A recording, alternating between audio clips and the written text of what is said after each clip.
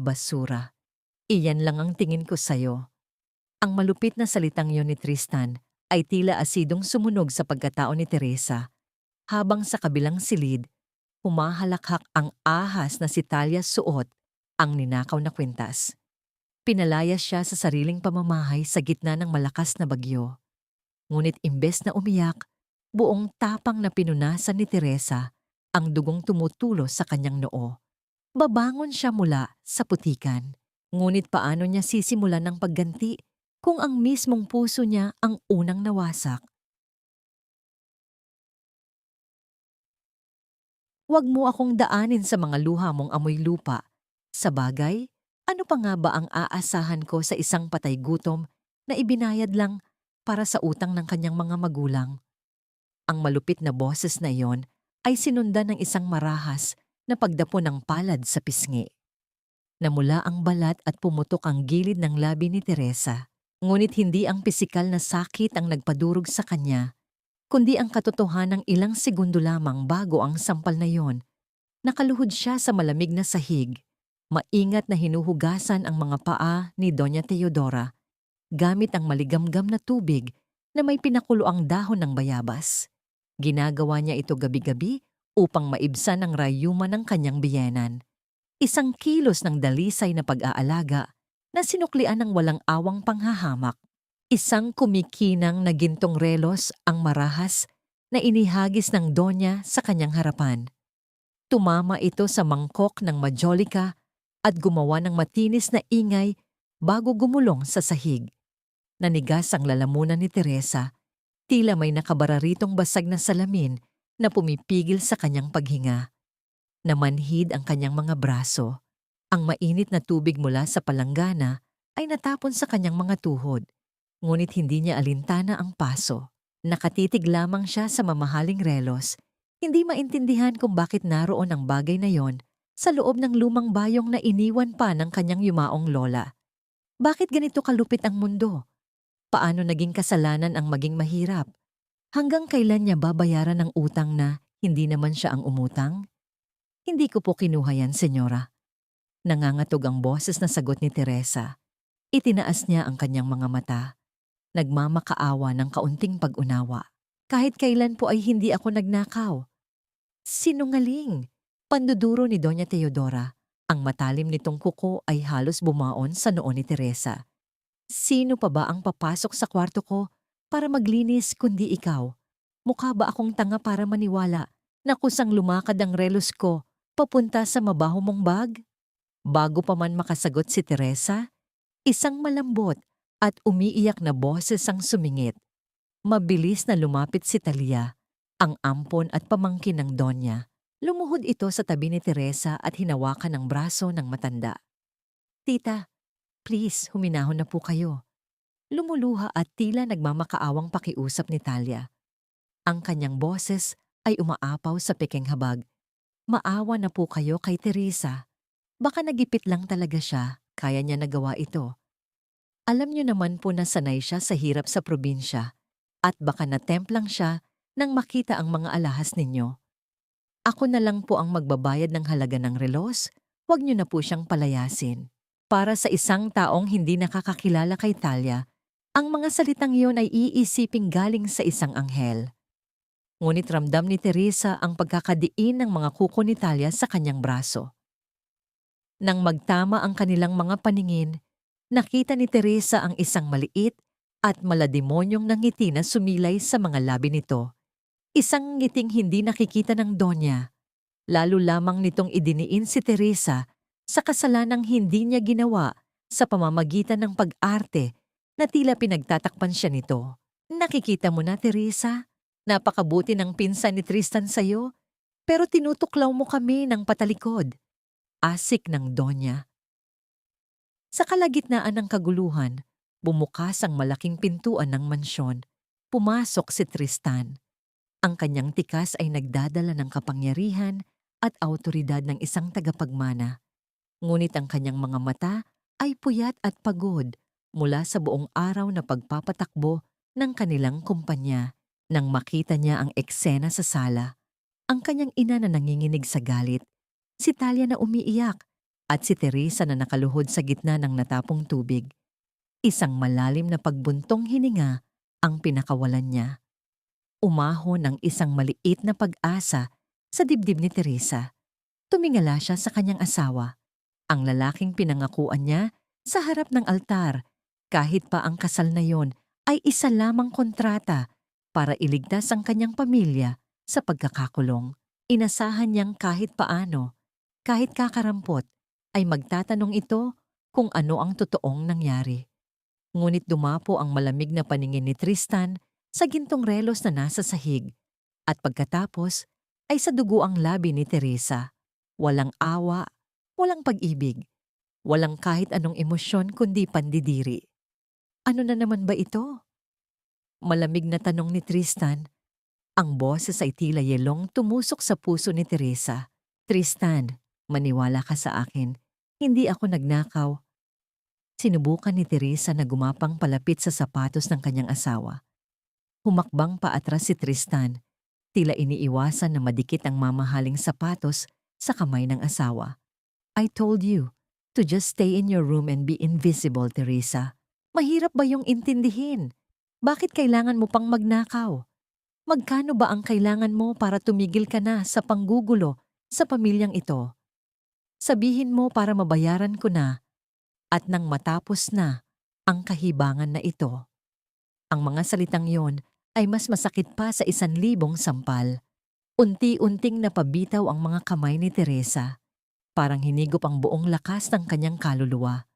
Ang asawa niyang dapat sana ay magtatanggol sa kanya ay siya pang unang humatol. Tinalikuran siya ni Tristan at naglakad paakyat ng malapad na marmol na hagdan. Inaalalayan ng Donya na patuloy na nagrereklamo. Naiwan si Teresa sa ibaba kasama si Talia. Sa pag-aakalang may pagkakataon pa siyang magpaliwanag, sinubukang tumayo ni Teresa. Nanginginig ang kanyang mga tuhod nang humakbang siya paakyat sa unang baitang ng hagdan. Tristan, pakinggan mo ako. Parang awa mo na. Ngunit humarang si Talia. Nawala na ang mga luha sa mukha nito. Pinalitan ito ng isang nanlilisik at mapang-asar na tingin. Lumapit si Talia. Ang mukha ay halos dumikit na sa mukha ni Teresa. Hindi ka nababagay rito, basurera. Bulong ni Talia, ang boses ay puno ng kamandag. Kahit kailan, hindi ka mamahalin ng asawa mo. Kasabay ng huling salita, mabilis, at sadyang itinulak ni Talia si Teresa pababa. Walang nakakita, walang ibang saksi, nawalan ng balanse si Teresa.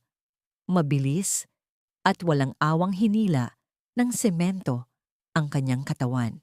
Bawat pagtama ng kanyang balikat, tadyang at likod sa matutulis na gilid ng marmol na hagdan ay nag-iwan ng nakakapasong kirot. Parang pinupunit ang kanyang laman hanggang sa tuluyan siyang bumagsak sa pinakailalim ng hagdan.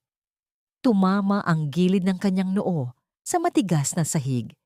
Isang nakakabinging katahimikan ang sumakop sa kanyang pandinig, na pinalitan ng isang matinis at mahabang pag-ugong. Naramdaman niya ang mainit na likido na unti-unting umaagos mula sa kanyang noo, pababa sa kanyang mata. Pinapalabo ang kanyang paningin. Sa pamamagitan ng natitirang ulirat, nakita niya si Manang Rosa, ang matandang mayordoma, na tumatakbo palapit sa kanya habang umiiyak. Tatangkain sana siyang buhatin ng matanda, ngunit isang matigas na utos ang nagmula sa itaas ng hagdan. Hayaan mo siya diyan, Rosa. Boses iyon ni Doña Teodora, puno ng kapangyarihan. Hayaan mong matuto ang magnanakaw na yan kung saan talaga siya nararapat. Walang tutulong sa kanya. Napatigil si Manang Rosa, nanginginig at humihikbi, walang magawa, kundi ang takpan ang sariling bibig habang nakatingin sa kaawa-awang kalagayan ni Teresa. Dahan-dahang ikinuyom ni Teresa ang kanyang kanang kamay. Naramdaman niya ang isang maliit na bagay sa loob ng bulsa ng kanyang manipis na duster na napunit sa pagkahulog. Pilit niyang inilabas iyon. Ito ay isang maliit na katsang supot na naglalaman ng mga pinatuyong dahon ng tanglad at sambong. Bumuka ang tahi ng supot at kumalat ang ilang tuyong dahon sa ibabaw ng kanyang duguang kamay. Kahit nanginginig at nanlalamig, pilit na pinulot ng mga daliri ni Teresa ang mga nagkalat na dahon. Ito na lamang ang natitirang koneksyon niya sa nakaraan, ang nag-iisang pamana ng pagmamahal na mayroon siya. Sa gitna ng labis na pagdurusa, ang isip niya ay naglakbay pabalik sa tanong na kanina pa bumabagabag sa kanya. Bakit sa lumang bag pa ng lola niya napili ni Talia na itago ang ninakaw na relos? Alam ni Talia na ang bag na yon ay sagrado para sa kanya. Hindi ito simpleng pambibintang. Isa itong sinadyang paglapastangan. Unti-unting nagdidilim ang paningin ni Teresa. Ang huling bagay na nakita niya bago tuluyang lamunin ng kawalan ng malay ay isang maitim na anino ng isang tao na tahimik na nakatayo sa pinakatuktok ng hagdan, nakatingin sa kanya habang siya ay naghihingalo. Sa huling hibla ng kanyang lakas, gumalaw ang kanyang mga duguang labi at bumulong ng isang pangalan sa hangin. Ang pangalang ibinigay sa kanya ng mga taong tunay na nagmamahal sa kanya. Tala, kasabay ng pagpikit ng kanyang mga mata, ang tanging naiwan sa paligid ay ang masangsang na amoy ng kalawang at sariwang dugo.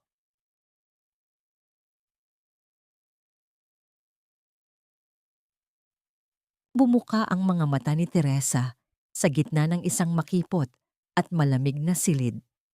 Ang amoy ng alikabok at lumang kahoy ay pumasok sa kanyang ilong, isang pamilyar na amoy ng silid ng mga katulong na madalas niyang linisin. Bawat pagtatangka niyang igalaw, ang kanyang balikat ay sinusuklian ng malalim at nakakapasong kirot na umaabot hanggang sa kanyang gulugod. Ang tuyong dugo sa kanyang noo ay tila matigas na balat na nakadikit sa kanyang buhok. Wala nang lakas ang kanyang katawan, ngunit ang kanyang isip ay gising na gising. Inuulit-ulit ang alaala ng pagkahulog at ang malamig na pagtalikod ng asawang pinangakuan siya ng pag-ibig sa harap ng Diyos. Sa tulong ng pader, pilit niyang itinayo ang kanyang nanginginig na katawan. Ang malamig na semento sa ilalim ng kanyang mga nakayapak na paa ay nagbigay ng kaunting ginhawa sa kanyang lagnat. Sa ibabaw ng inaanay na mesa sa gilid ng higaan, may napansin siyang isang puting sobre na naiilawan ng maputlang sinag ng buwan mula sa maliit na bintana. Nanginginig ang kanyang mga daliri nang buksan niya ito. Isang tseke na may malaking halaga ang tumambad sa kanya, kasama ng isang maikling mensahe na nakasulat sa pamilyar na sulat kamay ni Tristan. Para sa pagpapagamot mo, gamitin mo yan at huwag ka nang gumawa ng eksena para lang magmukhang biktima. Huwag mong sirain ang pangalan ng pamilya ko. Parang isang panibagong sampal ang mga salitang yon.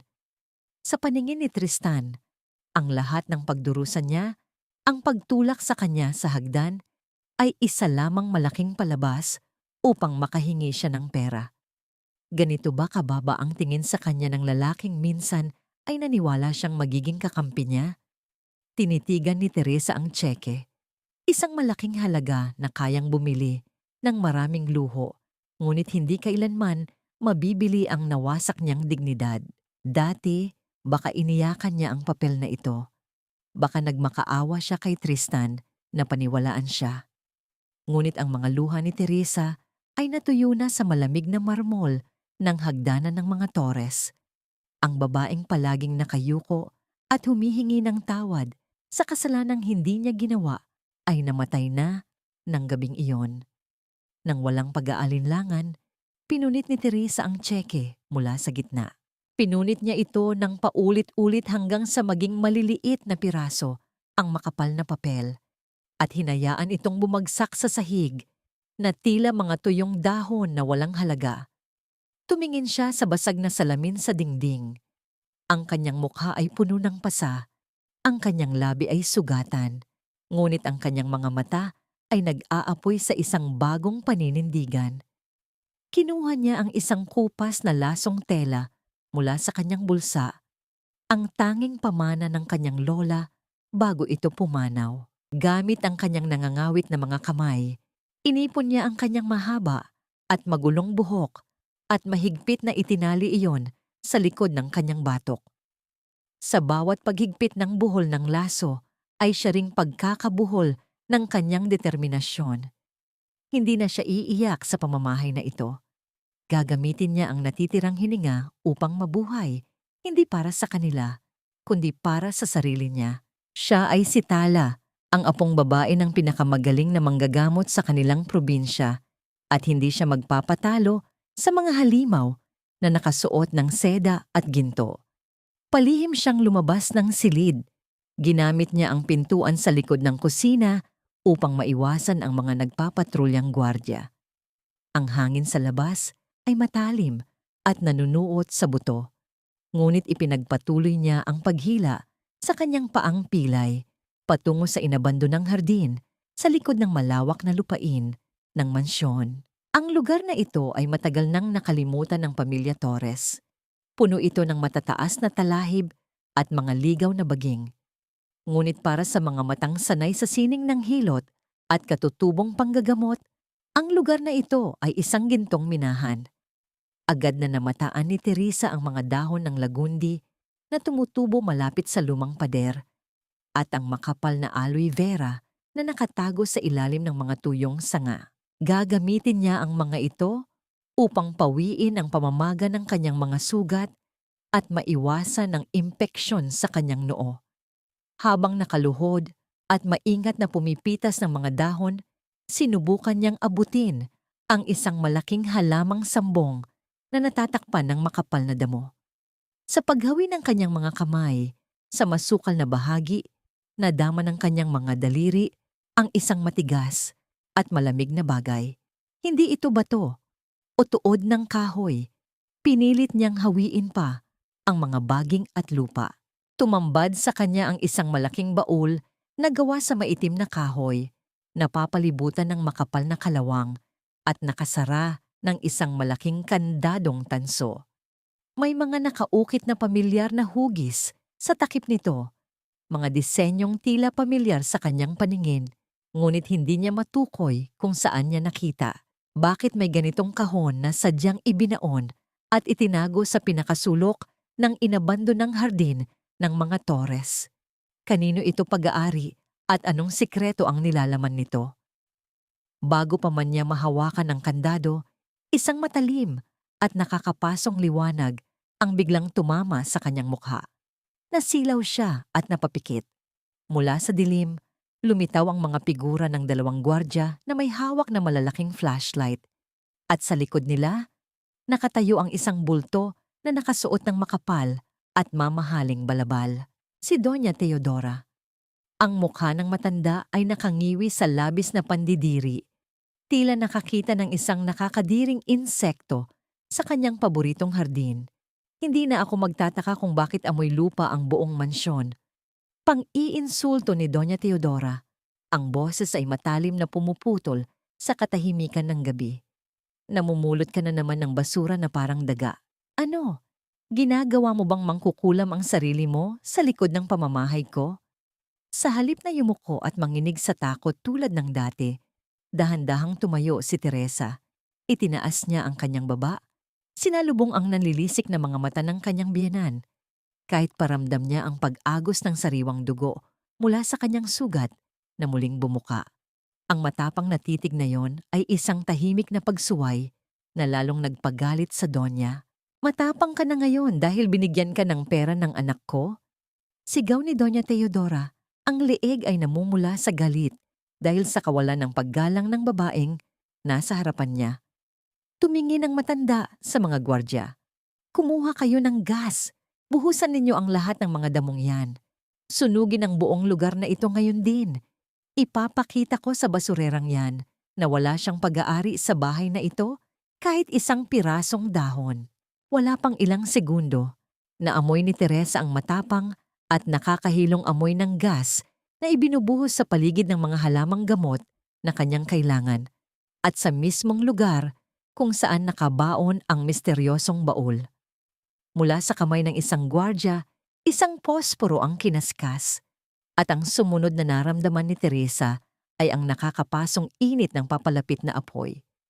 Isang mabilis at nakakapasong hangin ang humampas sa mukha ni Teresa nang tumama ang posporo sa gas. Ang buong inabando ng hardin, ang kanyang nag-iisang kanlungan at pinagkukunan ng lunas, ay mabilis na nilamon ng mapupulang dila ng apoy.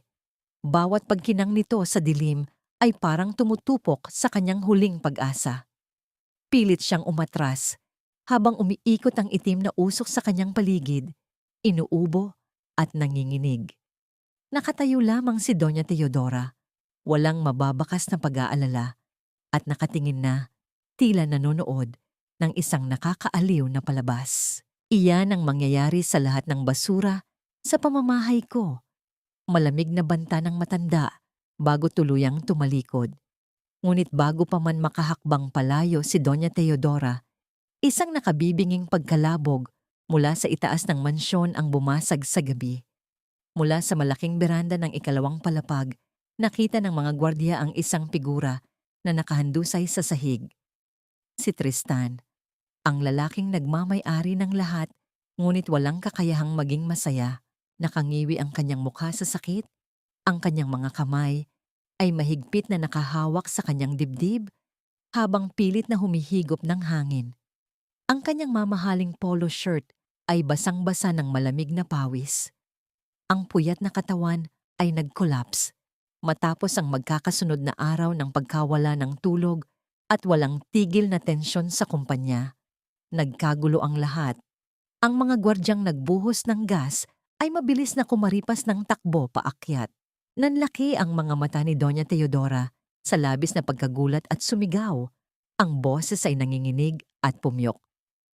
Tristan, anak ko, Diyos ko, tumawag kayo ng ambulansya. Bumukas ng malakas ang pinto ng beranda. Iniluwa ang nagpupumilit at nagsisisigaw na si Talia. Puno ng luha ang mga mata nito. Ngunit nang makita niya si Tristan na namimilipit, wala siyang ibang ginawa kundi ang sumigaw ng mas malakas at tumakbo paikot ng walang naitutulong. Tila isang manikang porselana na umiiyak ngunit walang lakas. Tristan, anong nangyayari sa'yo?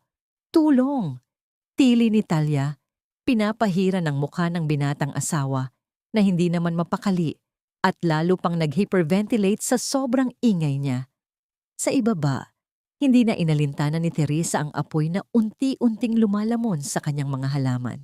Mabilis na gumalaw ang kanyang kamay, pinunit ang isang bahagi ng kanyang lumang damit, at balisang isinilid sa loob nito ang natitirang berdeng dahon ng lagundi at ang pamilyar na maliit na bote na palagi niyang dala.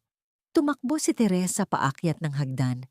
Hindi iniisip ang matinding kirot sa kanyang tuhod at noo. Ang dating nakayukong probinsya na ay wala na. Sa halip, isang tagapagpagaling na may seryosong paninindigan ang pumasok sa beranda. Tumabi ka, mariing utos ni Teresa. Malakas na inihawi si Talia nang hindi man lang ito tinitingnan. Ano ba? Huwag mo siyang hawakan. Baka lalo siyang mapahamak sa dumi mo. Nagngangalit na sigaw ni Talia. Akmang hihilahin ang damit ni Teresa. Ngunit hindi siya pinansin ng asawa ni Tristan. Binaliwala rin niya si Doña Teodora na nooy naninigas at nagmamasid na lamang. Takot lumapit dahil hindi alam ang gagawin. Lumuhod si Teresa sa malamig na marmol ng beranda. Sa mismong sahig kung saan nangyari ang lahat ng pananakit sa kanya. Ngunit ngayon, ang lalaking nanakit sa kanya ay nakabulagta, mahina at walang kapangyarihan. Nakita ni Teresa ang matinding panginginig sa labi ng kanyang asawa. Ang mga mata nito ay nakadilat, ngunit parang wala sa sarili. Litong-lito, puno ng takot. Ito ang mukha ng isang tao na walang pahinga. Tristan, tumingin ka sa akin. Pabulong. Ngunit matatag na utos ni Teresa. Kinuha niya ang maliit na bote. Ito ay pinaghalong langis ng luya at ilang-ilang. Ang natatanging lunas para sa matinding panic attack at pagkawala ng pag-iisip. Pinatulo niya ang ilang patak sa kanyang palad at ipinahid yon upang mag-init. Unti-unting inilapit ni Teresa ang kanyang magaspang na kamay sa sentido at leeg ng kanyang asawa. Sinimulan niya ang sining ng hilot, ang panggagamot na hindi lang dumadaan sa balat, kundi sa ugat ng kaluluwa. Bawat pagmasahe niya ay sinusundan ng saktong diin at bilis, ginagamit ang kaalaman ng kanyang lola. Ang mainit at nakapapawing pagod na amoy ng ilang-ilang at matapang na luya ay pumuno sa malamig na hangin sa paligid. Sobra na ang galit ni Talia at tinangkang hablutin si Teresa mula sa likuran. Baliw ka ba? Anong baho yan? Lalasunin mo ang asawa mo. Tumahimik ka, Talia. Iyon lamang ang nanggaling sa bibig ni Teresa, malakas at mamababa, habang nakatitig ng matalim kay Talia ng sandali. Napatigil ang pinsan, nagulat sa matapang na tugon. Bumalik ang atensyon ni Teresa kay Tristan. Huminga ka ng malalim. Huwag mong labanan ng pagod. Sundan mo ang boses ko. Ang nagwawala at mabigat na paghinga ni Tristan ay dahan-dahang humina at kumalma. Naramdaman ni Tristan ang banayad na haplos at ang init mula sa mga palad ni Teresa na pumasok sa kanyang balat. Pinapalambot ang nanigas niyang mga kalamnan. Unti-unting napikit ang kanyang mga mata. Sa kauna-unahang pagkakataon, pagkatapos ng mahabang panahon, hindi matapang na kape o nakakahilong sleeping pills ang nagpakalma sa kanya, kundi ang mainit na amoy ng halaman at ang kamay ng babaeng ilang oras lang. Bago iyon ay ipinagtabuyan niya. Ang matapang at malakas na lalaki na palaging puno ng pagkamuhi ay biglang naging maamo. Ang bawat paghihirap niya mula sa mga nakaraan ay na-relieve ng sining at kaalaman ni Teresa. Maging si Doña Teodora at ang mga gwardya ay natahimik, humanga at natakot dahil sa himalang nangyari sa harapan nila. Habang maingat na pinupunasan ni Teresa ang pawis sa noon ng asawa, dahan-dahang gumalaw ang kamay ni Tristan. Ang matigas na daliri ng asawa ay kusang umabot at humawak sa kanyang pulso. Bahagyang hinaplos ang magaspang at sugatang kamay niya habang ito ay natutulog. Isang walang malay, ngunit napakatalim na sandali ng kapayapaan at koneksyon sa gitna ng digmaan. Sa kailaliman ng natutulog na isip ni Tristan, anong bangungot kaya ang pumipigil sa kanya na maging malaya at mapayapa araw-araw? Ano ang nagtulak sa kanya na maging halimaw sa mata ni Teresa? At nakahanda bang buksan ni Teresa ang kanyang puso upang malaman ito? Gayong sarili niyang hardin ng pag-asa ay ngayon nasusunog dahil sa pamilyang ito. Nang mag-uumaga na, tahimik ang buong paligid, napuno ang hangin ng nakakapanabik na amoy ng eucalyptus mula sa damit ni Teresa. Dahan-dahang binuksan ni Tristan ang kanyang mga mata. Namalayan niyang nasa loob na siya ng kanyang maluwag na kwarto at nakahiga sa malambot na kama.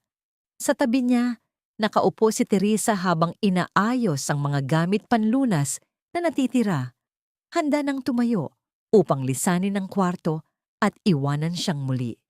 Tumingin si Tristan sa kanyang asawa. Wala ang galit sa mga mata nito, walang panunuya, at lalong walang pagmamalaki. Nagbago ang damdamin ni Tristan.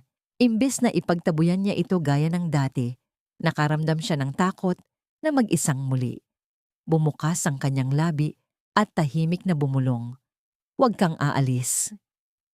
Ngunit bago pa man lumingon si Teresa, marahas na bumukas ang malaking pintuan at iniluwan nito si Talia, nakasuot ng napakakapal na makeup, na nakangiting pilit habang nagmamadaling lumapit kay Tristan, dala-dala ang isang basong tsaa. Ang nangiting iyon ay puno ng pagkayamot at puot sa nakitang tagpo, handa nang maghasik ng bagong kamandag.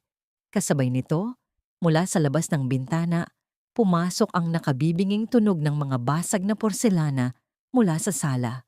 Bago pa man tuluyang makalabas ang huling salita ni Tristan, ang tunog ng basag na porselana mula sa sala sa ibaba ay tila isang hudyat ng panibagong digmaan.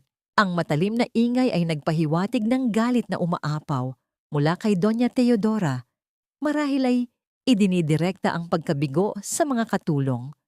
Ngunit sa loob ng malawak na silid ni Tristan, ang presensya ni Talia ang tunay na lumason sa hangin. Dali-daling lumapit si Talia, ang takong ng kanyang sapatos ay mariing bumabakat sa makapal na alpombra. Pilit niyang isiniksik ang sarili sa pagitan ng kama at ng silyang kinauupuan ni Teresa. Ang ngiti sa kanyang mga labi ay kasing tamis ng asukal, ngunit ang kanyang mga mata ay nagbababala ng lason. Kuya Tristan, salamat sa Diyos at gising ka na. Bulalas ni Talia, ibinababa ang dalang tasa ng tsaa sa mesa. Marahas niyang hinawakan ang kamay ni Tristan na kanina'y nakahawak kay Teresa. Halos mamatay ako sa pag-aalala kagabi. Pinagpuyatan kitang bantayan mula pa kanina. Uminom ka muna ng tsaa, ginawa ko yan para sa'yo. Nakatayo lamang si Teresa sa gilid. Tahimik na pinagmamasdan ng walang hiyang pag-aangkin ni Talia sa pag-aalagang siya mismo ang gumawa. Ang puyat at pagod sa pagmamasahe at pagbabantay sa buong magdamag ay inangkin ng babaeng walang ginawa, kundi sumigaw at mag-inarte. Sinubukan ni Tristan na bawiin ang kanyang kamay mula sa pagkakahawak ni Talia. Ang kanyang paningin ay naghahanap pa rin kay Teresa. Pilit na inaaninag ang mukha nito sa likod ng malapad na anino ng kanyang pinsan. Si Teresa, nasaan siya? Basag at paos na tanong ni Tristan. Bago pa man makasagot si Teresa, mabilis na lumingon si Talia. Naku kuya, mabuti na lang at dumating ako agad. Kung nakita mo lang sana ang ginagawa ng babaeng iyan sa'yo, pinapahiran ka ng mga mababahong langis at kung ano-anong dahon. Muntik ka na niyang patayin sa baho ng ginagawa niya.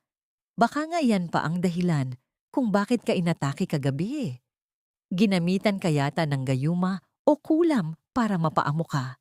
Ang mga salitang gayuma at kulam ay binitawan ni Talia ng may matinding pandidiri. Sinisiguro na maririnig ito hindi lang ni Tristan, kundi pati na rin ng paparating na si Doña Teodora. Bumukas ang pinto at pumasok ang Doña. Ang mukha ay nakasimangot pa rin. Nang marinig ang sinabi ni Talia, agad na nandilim ang paningin nito kay Teresa. Lumapit ang matanda sa maliit na mesa kung saan nakapatong ang mga bote ng langis ni Teresa. Bago pa man makakilos si Teresa, walang awang tinabig ng Donya ang mga bote. Tumilapon ang mga ito at bumagsak sa sahig. Ang amoy ng luya at ilang-ilang ay mabilis na kumalat sa buong silid, halo sa matapang na pabango ni Talia. Anong klaseng pangkukulam ang ginagawa mo sa anak ko? Sigaw ni Doña Teodora. Ang matalim na kuko ay nakaturo sa mukha ni Teresa. Hindi ka na nakontento sa pagnanakaw. Ngayon naman ay sinusubukan mong lasunin ang pag-iisip ni Tristan gamit ang mga basurang yan. Palalayasin na talaga kita sa pamamahay na ito. Para sa isang probinsya ng sanay yumuko at umiyak, ang sandaling ito ay dapat sanang maging hudyat ng pagmamakaawa. Ngunit hindi na si Teresa ang dating babaeng iyon. Tumingin siya sa mga nabasag na bote. Ang huling pamanang napanatili niya mula sa nasunog na hardin. Pagkatapos, itinaas niya ang kanyang paningin at sinalubong ang nanlilisik na mga mata ng kanyang biyenan. Walang luha, walang panginginig, isang kalmado at matibay na paninindigan ang pumalit sa kanyang takot. Hindi po pangkukulam ang sining ng hilot, senyora. Malamig ngunit magalang na sagot ni Teresa. Ang boses ay malinaw at hindi nagpapakita ng kahit anong pangamba. Ang langis ng ilang-ilang ay nagtataglay ng linalool na tumutulong upang pababain ang heart rate at pakalmahin ang nervous system tuwing inaatake ng panik. Ang luya naman ay nagpapainit ng kalamnan para mapabilis ang sirkulasyon ng dugo na nagbara dahil sa matinding stress. Siyensya po iyan ng katutubong medisina natin, hindi mahika.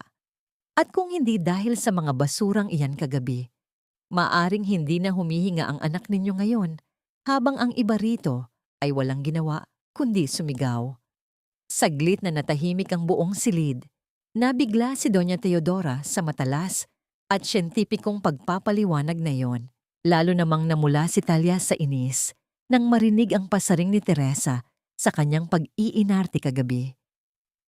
Abat sumasagot ka na ng pabalang ngayon. Akmang sasampalin muli ni Doña Teodora si Teresa. Ngunit isang mahina, ngunit matigas na boses ang pumigil sa kamay ng matanda. Tama na, Mama. Tumingin ang lahat kay Tristan. Nakaupo na siya sa gilid ng kama. Ang kanyang mukha ay seryoso at ang mga mata ay may bagong liwanag ng determinasyon. Hindi na ito ang Tristan na malamig at walang pakialam kahapon. Hayaan niyo siya. Patuloy ni Tristan. Ang boses ay unti-unting lumalakas. Ang mga langis na iyan, ang ginawa niya kagabi, iyon ang unang pagkakataon na nakatulog ako nang walang bangungot sa loob ng 3 taon. Hindi ko lang ang ginawa niya. Tinulungan niya ako. Nanlaki ang mga mata ni Talia. Ang kanyang perpektong plano upang palabasin na masama si Teresa ay gumuho sa isang iglap. Pero kuya, paano kung may side effect iyan? Hindi natin alam kung ligtas iyan. Pagdadahilan niya, ang boses ay nagiging paos sa pagpipigil ng galit. Ako ang nakaramdam, Talia, at sinasabi ko sa inyo na epektibo ito. Mariing tugon ni Tristan. Tiningnan niya si Teresa. Ang matang dati ay puno ng pandidiri ay ngayon ay may halong paggalang at marahil isang munting hibla ng pagsisisi. Pakiusap, Teresa. Ayusin mo ang gusot sa kwelyo ko. Isang simpleng utos, ngunit naglalaman ng malalim na kahulugan. Sa harap ng kanyang ina at pinsan, pinipili ni Tristan na hayaang hawakan siya ni Teresa. Pinipili niyang ipagtanggol ang pamamaraan nito. Tahimik na lumapit si Teresa. Ang kanyang magaspang na kamay ay maingat na inayos ang gusot sa kwelyo ng pajama ni Tristan. Hindi siya tumingin sa mga mata nito. Iniwasan niya ang anumang pagpapakita ng kilig o kasiyahan. Ang pader sa kanyang puso ay nanatiling matibay. Para kay Teresa, ito ay hindi isang tagumpay ng pag-ibig, kundi isang tagumpay ng kanyang dignidad. Ngunit hindi niya maitatanggi ang biglaang pag-init ng balat ni Tristan sa ilalim ng kanyang mga daliri at ang pamilyar na amoy ng lalaki na nagpabilis ng tibok ng kanyang puso. Isang malapit at nakakapasong sandali na naghihiwalay sa kanila at sa mga taong nagmamasid. Napasandal si Talia sa pader. Ang mga kamay ay mahigpit na nakakuyom hanggang sa mamuti ang kanyang mga buko. Ang inggit ay tila asidong sumusunog sa kanyang sikmura. Mabilis siyang tumalikod at naglakad palabas ng kwarto. Hindi na itinago ang pagdabog ng kanyang sapatos. Sa kanyang pagmamadali, ang kanyang mamahaling bag ay sumabit sa hawakan ng pinto. Isang nakatiklop na papel na may selyo ng bangko ang nahulog mula rito at dumausdos sa ilalim ng isang makapal na aparador sa pasilyo, lingid sa kaalaman ng lahat. Kinahapunan, habang abala ang lahat, palihim na pumasok si Manang Rosa sa pasilyo upang magwalis. Nakita niya ang nakatiklop na papel sa ilalim ng aparador. Pinulot niya ito, inakalang basura. Ngunit nang buksan niya ito at makita ang malaking halagang nakasulat at ang pangalan ng kumpanya ng mga Torres na inilipat sa isang hindi kilalang account sa pangalan ni Talia, nanlaki ang kanyang mga mata. Isang dokumento na nagpapatunay ng malaking pagnanakaw bago pa man siya makasigaw o makatakbo upang ibigay ito kay Tristan. Naramdaman niya ang isang malamig at mabigat na kamay na mahigpit na pumigil sa kanyang balikat mula sa likuran. At saan mo balak dalhin yan, matanda? Ang malamig na kamay na yon ay tila yelong dumikit sa manipis na balikat ni Manang Rosa. Mabilis siyang lumingon at bumungad ang mukha ni Talia na walang kahit anong bakas ng maamong mangiti na palagi nitong ipinapakita sa harap ni Tristan. Ang mukha nito ngayon ay isang tunay na ahas na handang manuklaw anumang oras. Bago pa man makapagsalita si Manang Rosa, malakas at mabilis na inagaw ni Talia ang nakatiklop na papel mula sa nanginginig na kamay ng matanda. Mariing kinuyom ni Talia ang dokumento hanggang sa maging isang maliit at gusot na bola sa kanyang palad. Ano sa tingin mo ang ginagawa mo, ha? Nangingialam ka ng gamit ng may gamit. Gigil na bulong ni Talia, idinidiin ang matutulis niyang kuko sa mismong sugat sa braso ni Manang Rosa na nakuha nito sa paglilinis ng hardin. Napangiwi si Manang Rosa sa sakit, ngunit pinilit na hindi sumigaw. Ma'am Talia, naglilinis lang po ako. Nakita ko lang po iyan sa sahig. Wala po akong alam. Wala kang alam. Siguraduhin mo lang, matanda. Dahil kung may makakarating kay Kuya Tristan na kahit isang salita, galing sa bunganga mo, asahan mong bukas. Hindi lang ikaw ang mawawalan ng trabaho, kundi pati ang buong pamilya mo sa probinsya na umaasa sa ipinapadala mo rito ay magugutom. Ang banta ay mabigat. Tila isang sumpa na ginawang sandata ang sariling pamilya ng matanda. Mabilis at walang awang itinulak ni Talia si Manang Rosa na bumagsak sa sahig. Tumalikod siya at mabilis na naglakad palayo, dala-dala ang sikreto ng ninakaw na pera. Hindi alam ni Talia na sa kabilang dulo ng pasilyo, nakatago sa likod ng malaking haligi, nakatayo si Teresa. Narinig niya ang lahat, ang bawat banta, ang bawat matalim na salita na pinakawalan kay Manang Rosa, na tila ba ito ay isang walang kwentang insekto. Nang mawala sa paningin si Talia, tahimik at mabilis na nilapitan ni Teresa si Manang Rosa.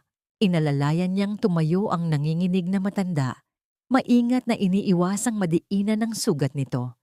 Manang, ano po ba ang nakita ninyo? Bakit kayo ganyang bantaan ni Talia? Bulong ni Teresa, ang kanyang boses ay puno ng pakiusap at pag-aalala. Umiling ng mabilis si Manang Rosa. Ang mga mata ay nanlalaki sa takot. Wala, Hija. Wala akong nakita. Huwag mo na akong idamay dito. Maawa ka. May pamilya akong binubuhay. Huwag mo nang kalabanin ang demonyong iyon. Ngunit hindi nagpatinag si Teresa. Mahigpit niyang hinawakan ang magkabilang kamay ni Manang Rosa. Ramdam ang panginginig ng matanda at ang bigat ng katotohanang pilit nitong kinikimkim. Manang, nakikiusap ako. Kung patuloy tayong mananahimik at matatakot sa kanya, unti-unti niyang sisirain ang lahat sa bahay na ito. Mahinahon ngunit matatag niyang sabi. Nakita niyo naman kung paano niya sinubukang yurakan ang aking pagkatao kagabi. Kung hindi niyo sasabihin sa akin, paano ko ipagtatanggol ang sarili ko? Paano natin poprotektahan ang pamilya natin? Ang mga salitang pamilya natin ay tila nagpabigay lakas sa lumang puso ni Manang Rosa. Ang pag-asa at ang katotohanan na may isang taong marunong lumaban ay pumukaw sa natitirang tapang niya. Lumingaling nga muna si Manang Rosa sa magkabilang direksyon ng pasilyo. Sinisigurong walang nakikinig. At saka siya nagsalita ng pabulong, ngunit malinaw ang bawat salita. Isang papel mula sa bangko. Isang napakalaking halaga, inilipat mula sa pondo ng kumpanya ni na Don Tristan papunta sa isang account sa ibang bansa. Nakapangalan kay Talia. Huminto si Manang Rosa, tila nahihirapang huminga. At hindi lang yon, Teresa. Narinig ko minsan si Doña Teodora na nakikipag-usap sa abogado nila tungkol sa isang lumang kontrata. Ang kontrata ng utang ng pamilya mo, ang lupang pinatayuan ng bagong daungan nila. Iyon sana ang babayaran ng mga magulang mo para hindi makulong. Pero pinalitan nila ang titulo. Teresa, ninakaw ng mga Torres ang lupang yon bago pa man kayo mangutang sa kanila para magpagamot. Kayo ang ninakawan, hindi sila. Para kay Teresa, ang mga salitang yon ay hindi lamang balita. Ito ay isang lindol na yumanig sa buong mundo niya. Kumuho ang lahat ng inakala niyang totoo. Ang malaking utang na pumilit sa kanya na maging asawa ng taong sumampal sa kanyang pagkatao araw-araw. Ang pamilyang inakala niyang nagligtas sa kanila. Lahat ng ito ay isang malaking kasinungalingan. Isang bitag na sadyang ginawa para ubusin ang dugo at laman ng kanyang pamilya. Isang matinding pagkagulat, sinundan ng pagkalunod sa sakit at kawalan ng hustisya. Ang mga tao na itinuring niya ang sarili bilang alipin sa ilalim ng ngalan ng utang na loob. Ang gabi-gabi niyang pag-iyak sa isang kasal na sapilitan at ang labis na kahihiyan at panunukso na natiis niya.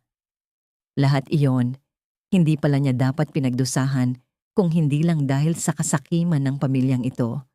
Palihim siyang nagtungo sa lumang silidaklatan sa basement ng mansyon.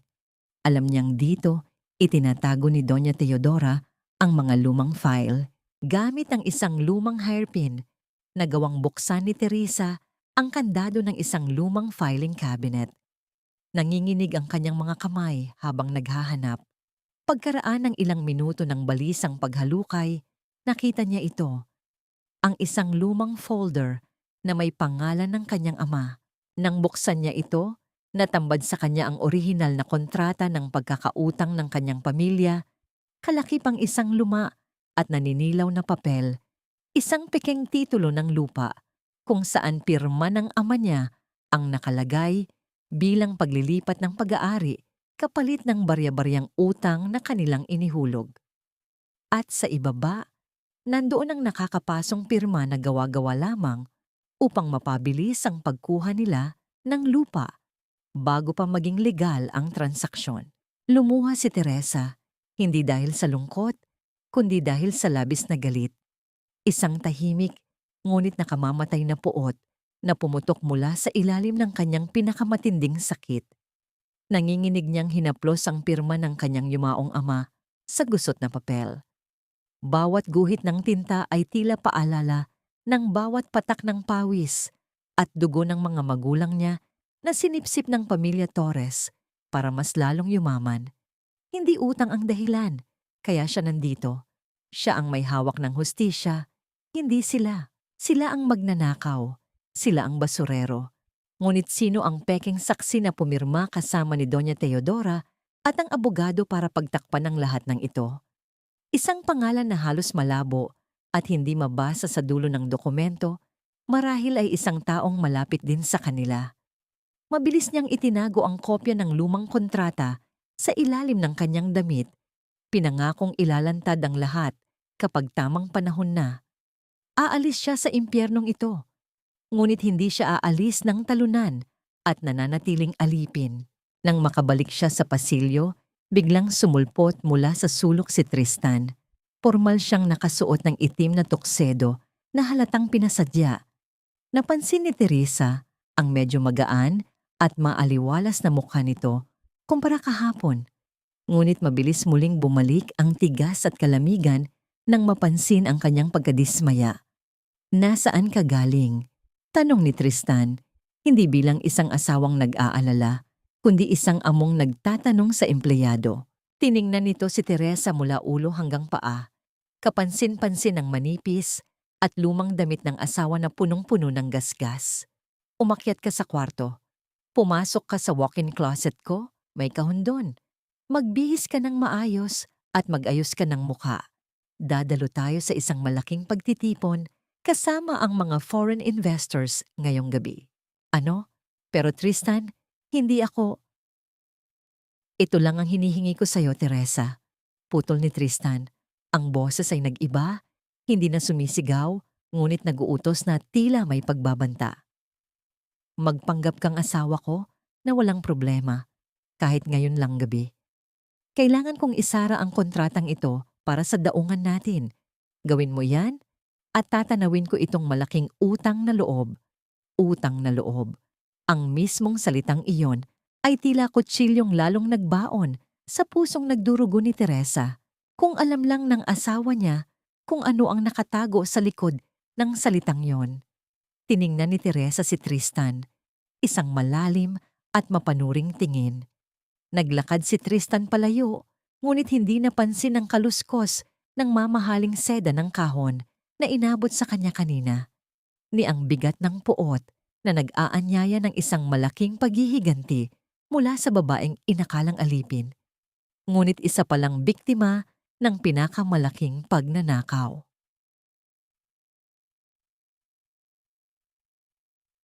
Ang malaking kahon na iniabot ni Tristan ay naglalaman ng isang mahaba at kumikinang na bestidang kulay hating gabi.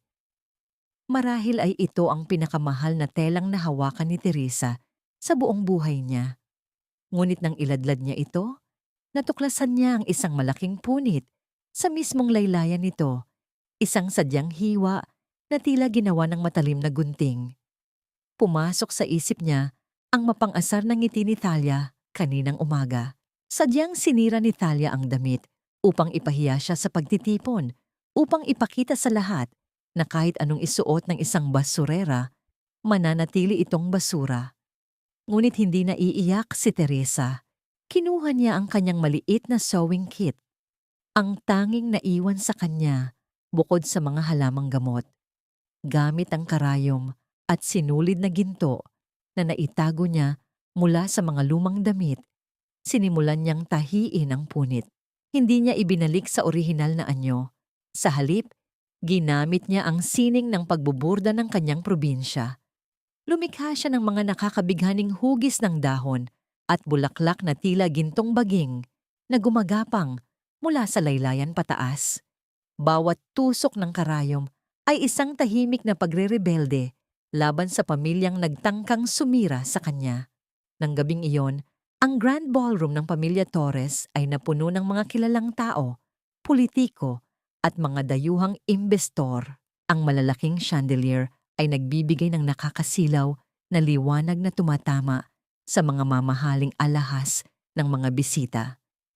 Pumasok si Tristan sa bulwagan, ang kanyang presensya ay umaakit ng paggalang at atensyon. Ngunit ang tunay na kumuha ng hininga ng lahat ay ang babaeng naglalakad sa kanyang tabi. Si Teresa. Hindi siya nakayuko. Ang kanyang likod ay tuwid. Ang kanyang mahabang buhok ay nakapusod ng maayos at ang kanyang mukha ay walang bakas ng pasa dahil sa maingat na pagkakakubli ng makeup. Ang damit na sinira ni Talia ay naging isang obra maestra, umaagaw ng pansin dahil sa kakaibang gintong burda na nagbigay ng katutubo at maharlikang dating. Maging si Tristan ay hindi maiwasang sulyapan siya ng paulit-ulit, tila ba ngayon lang niya nakita ang tunay na ganda ng asawang matagal niyang binaliwala. Sa isang sulok, nakatayo si Doña Teodora at Talia. Ang mukha ng Doña ay namumula sa galit, habang si Talia ay halos maputol ang hawak na baso ng alak sa sobrang higpit ng pagkakakuyom.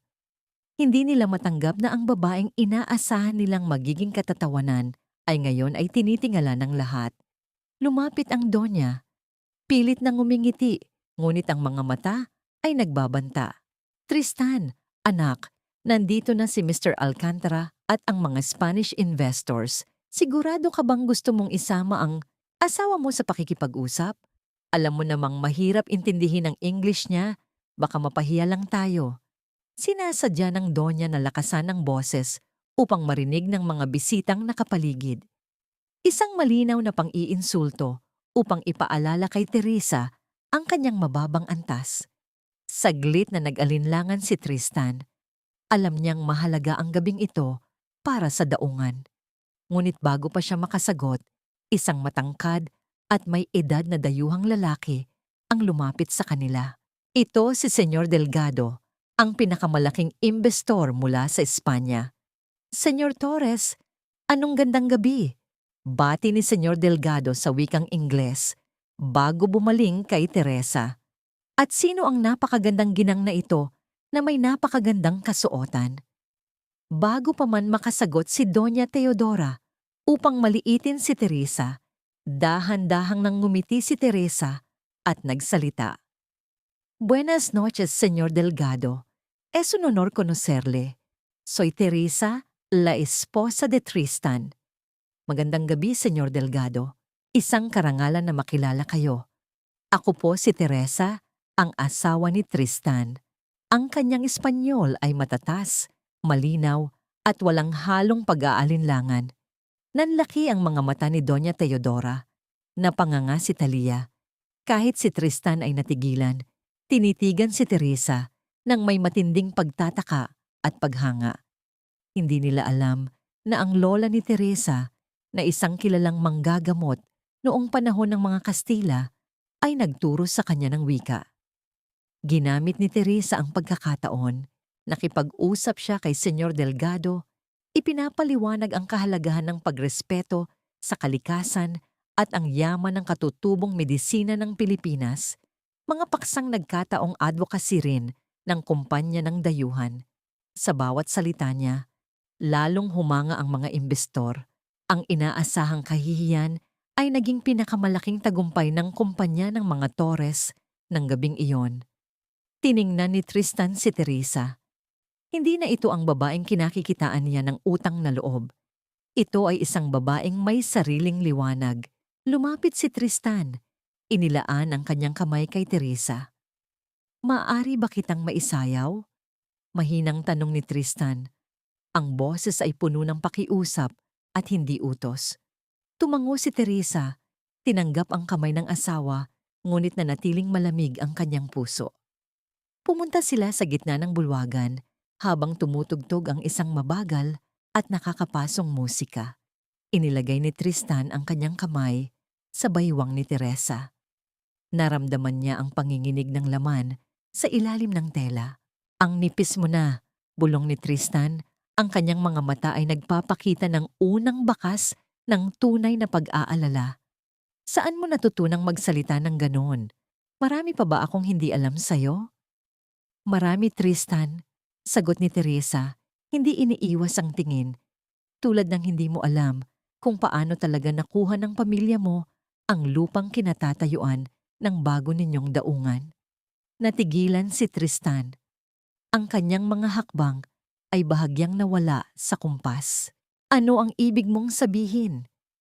Bago pa man makasagot si Teresa, isang malakas at nakakakilabot na pagngikngik ng metal ang umalingaw-ngaw mula sa itaas. Tumingala ang lahat. Ang higanteng crystal chandelier sa mismong itaas nila ay biglang bumigay mula sa pagkakakabit nito sa kisame. Sa isang kisap mata, ang mabigat at nakakamatay na palamuti ay mabilis na bumagsak papunta sa direksyon ni Teresa. Walang oras upang mag-isip. Mabilis at malakas na itinulak ni Tristan si Teresa palayo. Kasabay nito ay inihagis niya ang kanyang sarili, ginamit ang sariling katawan bilang kalasag.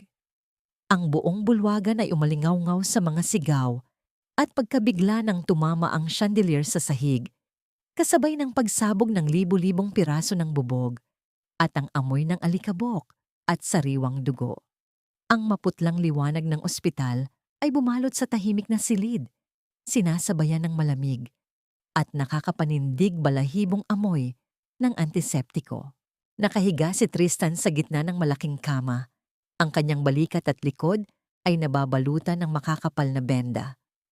Ang lalaking minsang tinitingala at kinatatakutan sa mundo ng negosyo ay ngayon ay tahimik na nakahimlay, umaasa sa tulong ng mga makinang nagbibigay sa kanya ng lakas upang magpatuloy. Sa kanyang tabi, walang imik na nakaupo si Teresa. Ang kanyang mamahaling gintong bestida, na kanina lamang ay hinangaan ng lahat, ay ngayon mabigat sa kanyang pakiramdam. Tila may dalang alaala ng sakripisyong ginawa para sa kanya. Tahimik niyang pinagmamasdan si Tristan, habang ang kanyang puso ay puno ng pasasalamat, sakit, at mga salitang hindi niya kayang bigkasin. Hindi pa rin siya makapaniwala. Nang bumagsak ang naglalakihang kristal, ang una at tanging naisip ni Tristan ay ang itulak siya sa ligtas na lugar, kahit pa ang ibig sabihin nito ay ang pagsalo ng asawa sa mismong kamatayan. Bakit?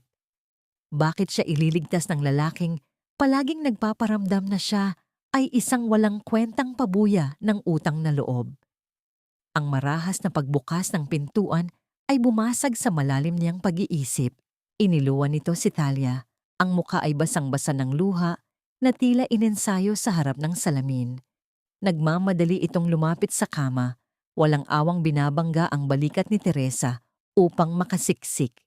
"Kuya Tristan, Diyos ko, akala ko mawawala ka na sa akin." Umiiyak na wika ni Talia, akmang yayakapin ang sugatang lalaki. Ngunit bago pa man dumapo ang mga kamay ni Talia, marahan ngunit mariing iniwas ni Tristan ang kanyang katawan. Napaungol siya sa sakit, ngunit ang kanyang mga mata ay nanatiling matalim at malamig habang nakatingin sa kanyang pinsan. "Lumabas ka, Talia." Mababa at paos na utos ni Tristan. Tumigil sa pag-arte si Talia. Ang bibig ay bahagyang nakaawang sa pagkagulat. Pero kuya, gusto kitang bantayan. Nag-aalala ako sa'yo. Lalo na't kasama mo ang babaeng yan na walang dalang swerte kundi disgrasya. Sabi ko, lumabas ka. Ulit ni Tristan. Ang boses ay nagdadala ng pinal na awtoridad na hindi maaring suwayin. Gusto kong magpahinga at gusto kong makasama ang asawa ko nang walang nanggugulo. Umalis ka na. Namula ang buong mukha ni Talia sa matinding pagkapahiya. Tiningnan niya si Teresa nang may nakamamatay na puot bago padabog na tumalikod at naglakad palabas. Ang bawat mabigat na hakbang ng kanyang sapatos palabas ng pasilyo ay tila pag-amin ng kanyang pagkatalo sa gabing iyon. Nang sumapit ang hating gabi, pumasok ang isang nurse upang saksakan si Tristan ng malakas na gamot para sa kirot dahil kapansin-pansin ang pangingiwi nito sa tuwing humihinga. Ngunit umiling si Tristan at itinaas ang kanyang walang sugat na kamay upang pigilan ng nurse. Hindi ko kailangan yan. Ayoko niyan. Matigas na tanggi ni Tristan. Napakunot ang noo ni Teresa. Umalis ang nurse at naiwan silang dalawa. Lumapit siya sa kama. Bakas ang labis na pag-aalala sa kanyang mapupungay na mata. Bakit mo tinanggihan? Nakikita kong nahihirapan ka, Tristan. Kailangan mo ng lunas. Tinitigan siya ni Tristan. Sa ilalim ng maputlang ilaw, nakita ni Teresa na nawala na ang matigas na pader sa mga mata ng kanyang asawa. Ang naroon lamang ay isang lalaking pagod, naguguluhan at nangungulila. Mas gusto kong maramdaman ang haplos mo, Teresa. Mahinang pag-amin ni Tristan. Ang boses ay tila isang pagsuko. Ang mga gamot na yan, pinapatulog lang ang katawan ko. Pero ang mga kamay mo, noong ginamot mo ako sa beranda, iyon ang unang beses na nakaramdam ako ng kapayapaan. Mas mabisa ang mga kamay mo kaysa sa kahit anong gamot na ibibigay nila. Isang mabilis at nakakapasong kuryente ang dumaloy sa dibdib ni Teresa. Ang ganitong pagpapahalaga mula sa kanyang asawa ay isang bagay na kailanman ay hindi niya inasahang maririnig. Walang salitang lumabas sa kanyang bibig. Tahimik niyang inilabas ang maliit na bote ng langis ng eucalyptus na nakasiksik sa kanyang bulsa. Ibinuhos niya ang kaunting patak sa kanyang palad, pinagkiskis ito upang mag-init at dahan-dahang inilapat sa walang sugat na braso at sentido ni Tristan. Bawat hagod ng kanyang magaspang na kamay ay may kasamang dalangin ng paghilom. Pumikit si Tristan, ninanamnam ang mainit na amoy ng kalikasan at ang lambot ng pagmamahal na nakatago sa likod ng mga kalyo ng kanyang asawa. Nang kumalma ang paghinga ni Tristan, akala ni Teresa ay nakatulog na ito. Ngunit unti-unting iminulat ni Tristan ang kanyang mga mata at tinitigan ang mukha ni Teresa. Ang maliit na peklat sa gilid ng labi nito mula sa pagkakasampal ng kanyang ina at ang sugat sa noo na nakuha nito nang mahulog sa hagdan habang nakatalikod siya. Dahan-dahang itinaas ni Tristan ang kanyang kamay. Ang kanyang nanginginig na mga daliri ay dumampi sa pisngi ni Teresa. Napigil ni Teresa ang kanyang hininga. Patawad. Basag at lumuluhang bulong ni Tristan. Ang luha ay tuluyang tumakas mula sa kanyang mga mata at dumaloy sa kanyang pisngi. Patawad, Teresa, sa pagiging bulag ko, sa pag-iwan ko sa iyo noong kailangan mo ako, sa lahat ng sakit at pang-aalipusta na hinayaan kong mangyari sa loob ng bahay natin. Patawad kung ngayon ko lang nakita kung gaano kakahalaga. Ang pader ng yelo na matagal nang pumoprotekta sa puso ni Teresa ay unti-unting natunaw. Nangilid ang luha sa kanyang mga mata. Hindi niya inasahan ang ganitong kalalim na pagsisisi. Bago pa man makasagot si Teresa, marahang hinila ni Tristan ang kanyang batok pababa. Ingat na ingat si Tristan na hindi masaktan. Inilapit niya ang kanyang muka at inilapat ang kanyang maiinit na labi sa noo ni Teresa. Isang mahaba, malalim, at dalisay na halik. Walang pagnanasa, kundi purong pag-ibig at pangako ng pagbabago. Naramdaman ni Teresa ang init ng hininga nito at sa sandaling iyon, naghalo ang kanilang mga luha sa gitna ng tahimik at nakakapasong kapayapaan ng gabi. Kinaumagahan, ang matamis na katahimikan ay sinira ng isang seryosong tawag mula sa pinuno ng seguridad ng pamilya Torres. Habang kausap ni Tristan ang gwardya sa telepono, unti-unting kumunot ang kanyang noo. Natuklasan nilang ang CCTV footage sa ballroom, partikular ang camera na nakatutok sa mismong kawad ng chandelier sa itaas, ay sinadyang burahin ilang minuto bago mangyari ang aksidente. May isang taong sumadya upang putulin iyon at ang layunin ay malinaw, ang patayin si Teresa. Bago pa man makapagsalita si Tristan upang ipag-utos ang malalimang investigasyon, marahas na bumukas ang pinto ng kwarto. Pumasok si Doña Teodora, walang bakas ng pag-aalala para sa sugatang anak. Ang kanyang mga mata ay nanlilisik habang naglalakad patungo sa kama. Hawak niya ang isang makapal na brown envelope. Walang anumang pag-aalinlangan, inihagis ng matanda ang sobre sa ibabaw ng kama ni Tristan. Sa sobrang lakas ng pagkakabagsak, bahagyang napunit ang gilid ng sobre, nagluwa ng mga formal na dokumentong may tatak ng korte. Pirmahan mo iyan ngayon din, Teresa. Umalingaw-ngaw ang nagngangalit na boses ni Doña Teodora sa buong silid. Mga papeles ng diborsyo. Binalak mong paslangin ang kaisa-isa kong anak. Gamit ang chandelier na yon para manahin mo ang buong kumpanya namin. Hindi ako papayag na magtagumpay ang isang patay gutom na tulad mo. Kasabay ng pag-alingaw-ngaw ng bintang na yon ay ang tila nakakabinging tunog ng napunit na papel, isang hudyat ng tuluyang pagkasira ng anumang natitirang ugnayan sa pagitan nila. Pirmahan mo yan ngayon din o asahan mong sa kulungan ka tutuloy dahil sa pagtatangkang pumatay sa anak ko. Ang boses ni Doña Teodora ay tila matalim na kidlat na bumasag sa katahimikan ng silid sa ospital. Ang mga papel ng diborsyo ay nagkalat sa ibabaw ng kumot ni Tristan. Ang puting kulay ng mga dokumento ay tila nangaasar sa gitna ng tensyon. Sa gilid ng kama, nanatiling nakatayo si Teresa. Ang kanyang kamay ay kanina lamang ay hawak ang kamay ni Tristan sa isang sandali ng paghilom. Ngunit ngayon ay unti-unti niyang binibitawan ng asawa. Ang init na naramdaman niya kanina ay mabilis na pinalitan ng isang nanunuot na lamig. Hindi sumagot si Teresa. Tumingin lamang siya sa kanyang biyenan nang may kakaibang pakiramdam. Hindi na takot, kundi labis na pagkapagod. Pagod na siyang magpaliwanag sa mga taong sadyang nagbubulag-bulagan. Pagod na siyang maging biktima sa isang palasyong gawa sa kasinungalingan. Mama, tama na. Mariing sigaw ni Tristan. Ang kanyang boses ay nagdulot ng panibagong kirot sa kanyang sugatang likod. Wala siyang kinalaman sa nangyari. Iniligtas ko siya dahil mahal ko siya. Bakit hindi niyo iyan maintindihan? Dahil nabulag ka na ng babaeng yan, Tristan. Bulyaw muli ng Donya, ang kanyang mukha ay halos magkulay ube sa galit. Ginamit niya ang mga panggagayuma niya para paikutin ka. Tignan mo ang nangyari sa'yo. Halos mamatay ka dahil sa kanya. Sa gitna ng sigawan, dahan-dahang lumapit si Teresa sa kama. Pinulot niya ang pluma na nakapatong sa ibabaw ng mga papeles. Nakita ni Tristan ang bawat kilos ng asawa at mabilis niyang hinawakan ang braso nito. Teresa, huwag. Huwag mong gagawin niyan. Pakiusap ni Tristan.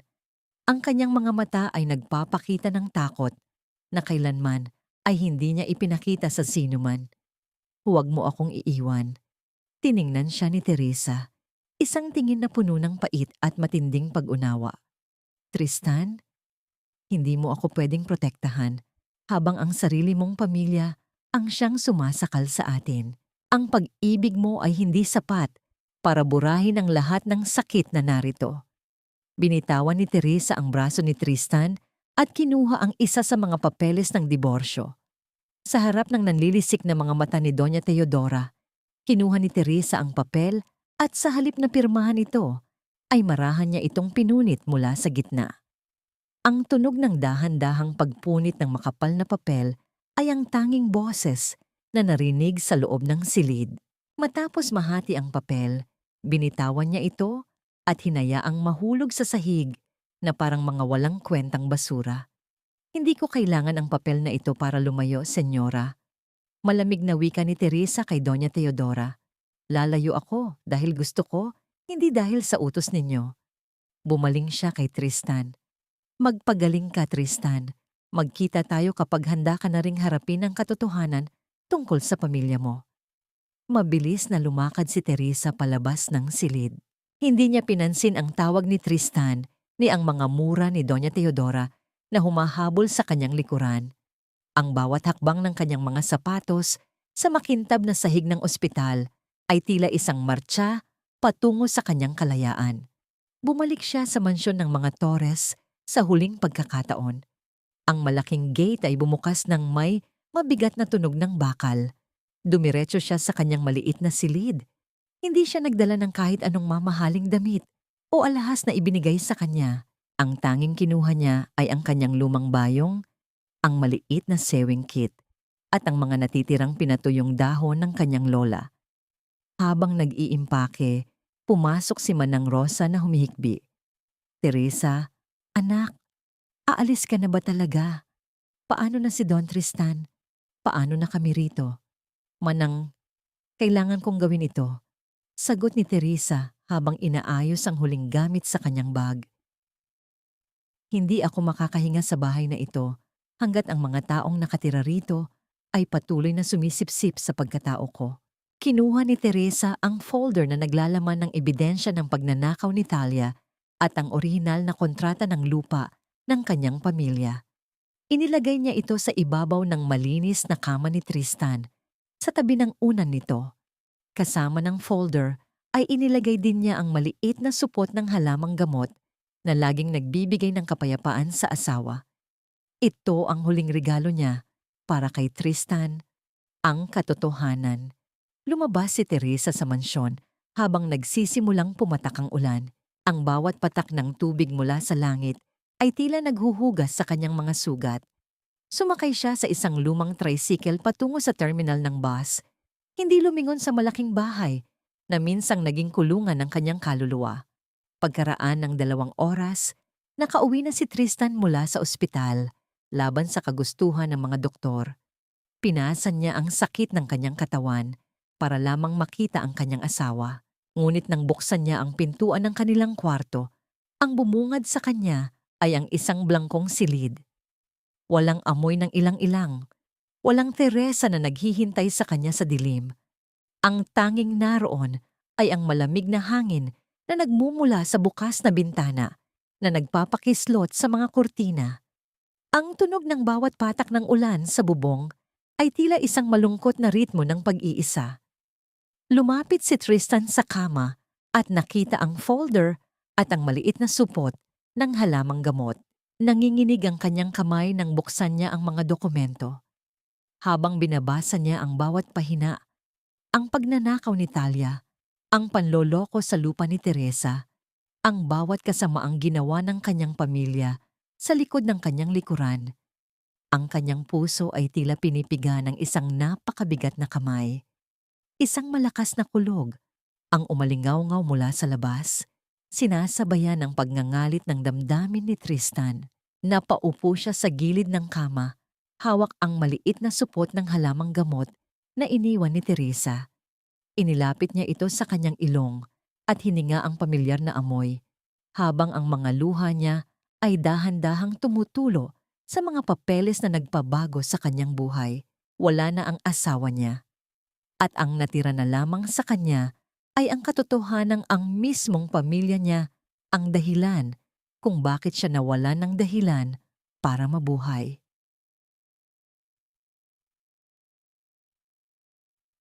Ang bawat titik sa dokumentong iniwan ni Teresa ay tila mga uod na gumagapang sa budhi ni Tristan. Hawak ang mga naninilaw na papel ng orihinal na kontrata ng lupa. Naramdaman niya ang unti-unting pagguho ng pedestal na kinalalagyan ng kanyang pamilya. Ang yaman na ipinagmamalaki nila, ang imperyong Torres na itinayo sa pawis at dugo, ay nakaugat pala sa isang karumaldumal na pagnanakaw mula sa pamilya ng babaeng pinangakuan niyang mamahalin, ngunit kinalimutan niya sa gitna ng karangyaan. Hindi mapakali si Tristan. Ang kirot sa kanyang likod mula sa tinamong sugat sa ospital ay walang-wala kumpara sa tila pagpiga sa kanyang puso. Inilapit niya ang maliit na supot ng halamang gamot sa kanyang mukha. Pilit na hinahanap ang amoy ni Teresa, ang amoy ng katapatan na binaliwala niya, kapalit ng mga kasinungalingan ni Natalia at ng kanyang ina. Kinaumagahan, sa loob ng maluwag na boardroom ng Torres Shipping Lines, ang kapaligiran ay puno ng tensyon. Nakaupo si Talia sa dulo ng mesa, suot ang kanyang pinakamahal na alahas at ang isang mapanlinlang na ngiti. Tila handa ng hirangin bilang bagong tagapamahala ng kumpanya habang nagpapagaling si Tristan. Nakaupo naman sa tabi niya si Doña Teodora. Ang mukha ay puno ng pagmamalaki. Ngayong wala na ang babaeng iyan, maaari na nating ituloy ang pirmahan para sa bagong terminal. Wika ni Doña Teodora, ang boses ay puno ng awtoridad. Talia has prepared everything. Siya na ang tatayo para sa pamilya natin.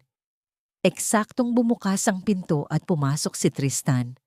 Ang kanyang mga hakbang ay mabigat at bawat tunog ng kanyang sapatos sa sahig ay tila isang hudyat ng paparating na bagyo. Hindi siya nagsalita. Sa halip, lumapit siya sa gitna ng mesa at marahas na inihagis ang folder na puno ng mga dokumento.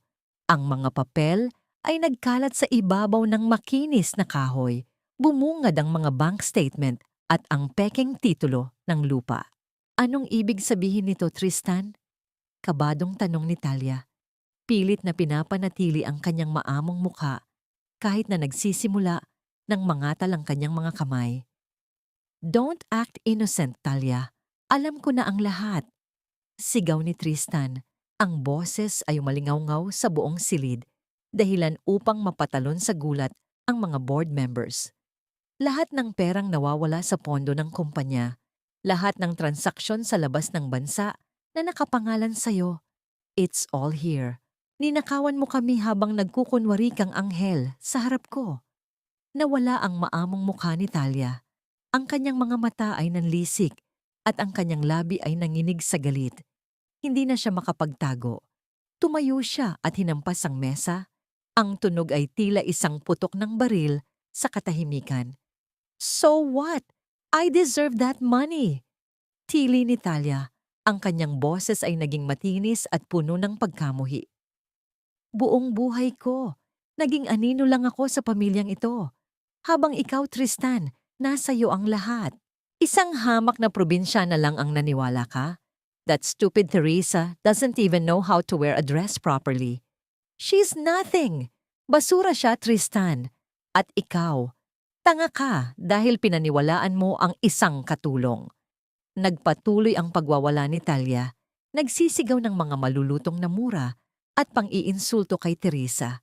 Tila isang halimaw na tuluyan nang lumabas sa kanyang lungga.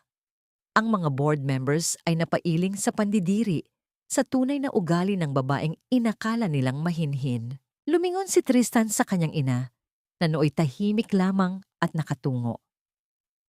Mama, alam mo ba ito? Alam mo bang ninakaw ninyo ang lupa ng mga magulang ni Teresa bago pa sila mangutang sa atin? Dahan-dahang nag-angat ng tingin si Doña Teodora. Walang pagsisisi sa kanyang mga mata. Ginawa ko yon para sa pamilya, Tristan, para sa kumpanya natin. Ang lupang yon ang kailangan natin para sa terminal. Hindi bagay sa mga tulad nila ang ganoon kalaking pag-aari. We did them a favor by giving them a chance to live here. Napaatras si Tristan. Tila hindi makapaniwala sa narinig. Ang bawat salita ng kanyang ina ay tila lason na sumisira sa natitira niyang respeto sa pamilya. Tiningnan niya ang kanyang ina nang may labis na pandidiri at pagkabigo. Nagawa ninyong sirain ang buhay ng isang inosenteng pamilya para lang sa pera? Pinilit ninyo akong pakasalan ang babaeng ninakawan ninyo.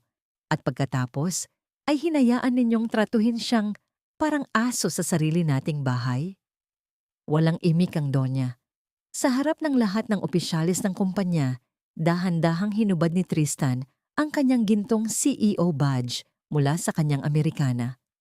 Isang mabigat na tunog ng metal ang narinig nang ihulog niya ito sa ibabaw ng mesa. Kung ang yaman na ito ay galing sa pagnanakaw, at pananakit ng ibang tao. Ayoko na rito. Mariing wika ni Tristan. Magsama kayo sa inyong imperyo. Tatalikuran ko ang lahat ng ito. Wala kayong iniwan sa akin, kundi kahihiyan. Tinalikuran ni Tristan ang kanyang ina at si Talia, na nooy nagsisimula ng umiyak at magmakaawa nang mapagtantong mawawala ang lahat sa kanya. Hindi lumingon si Tristan. Ang tanging nasa isip niya ay ang supot ng halamang gamot na nakasiksik sa loob ng kanyang bulsa. Napagtanto niya na ang maliit na supot na yon, ang amoy ng katapatan at pag-ibig ni Teresa, ay mas mahalaga pa kaysa sa buong imperyong iniwan niya. Mabilis siyang bumaba patungo sa parking lot. Ang ulan ay nagsisimulang pumatak ng malakas. Tila nakikidalamhati sa kanyang nararamdaman. Sumakay siya sa kanyang sasakyan at marahas na pinatakbo ito. Ang matinis na tunog ng mga gulong sa basang kalsada ay tila isang pagtakas mula sa kanyang madilim na nakaraan. Sa gitna ng malakas na bagyo, habang ang ulan ay tila pader na humaharang sa kanyang paningin, iisang direksyon lamang ang tinatahak ni Tristan, ang terminal patungo sa probinsya ni Teresa. Wala siyang pakialam kung mawala man ang kanyang yaman o posisyon. Ang mahalaga sa kanya ay mahanap ang babaeng nagbigay ng liwanag sa kanyang buhay, bago pa man tuluyang maglaho ang pagkakataong humingi ng tawad. Ang bawat pagkidlat sa langit ay tila nagpapakita ng mukha ni Teresa na lumuluha, at sa bawat tunog ng kulog, naririnig niya ang sariling tinig na humihingi ng isang pagkakataon. Isang pagkakataon na mapatunayang ang isang Torres ay may kakayahan ding magmahal ng totoo. Kahit pa ang ibig sabihin nito ay ang pag-iwan sa lahat ng karangyaan.